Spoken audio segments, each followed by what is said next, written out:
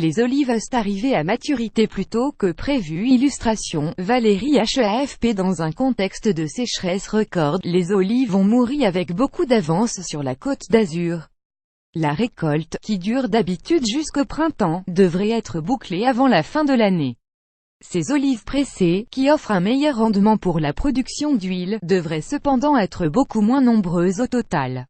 Dans sa petite oliveraie d'une centaine d'arbres, à Peymeinade, au-dessus de Grasse-Alpes-Maritimes, Emmanuel a mobilisé famille et amis avec beaucoup d'avance cette année.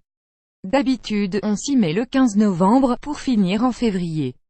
Là, la récolte a commencé depuis plus de 15 jours et à la fin de ce mois-ci ce sera déjà plié, plus grand que à lire aussi. La sécheresse perdure, les Alpes-Maritimes en crise partout dans les Alpes-Maritimes, là où les arbres n'étaient pas irrigués, les oléiculteurs ont vu les petits fruits tourner, passer de la couleur verte à leur jolie robe noire beaucoup plus tôt, faute à la sécheresse qui a atteint des records cet été sur la Côte d'Azur.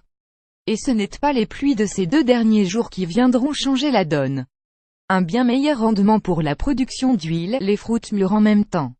Mais il n'y a pas quoi se plaindre, le rendement est très bon, pointe Emmanuel.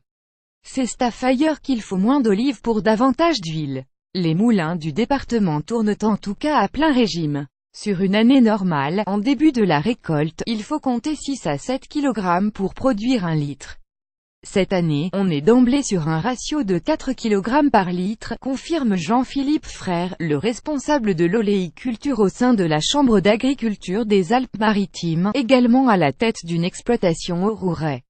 D'habitude, la récolte peut durer jusqu'à mars, même avril et parfois mai, précisait-il aussi. Là, à la fin de l'année, tout le monde aura terminé, et de mémoire de spécialistes, ce n'était pas arrivé depuis 2003.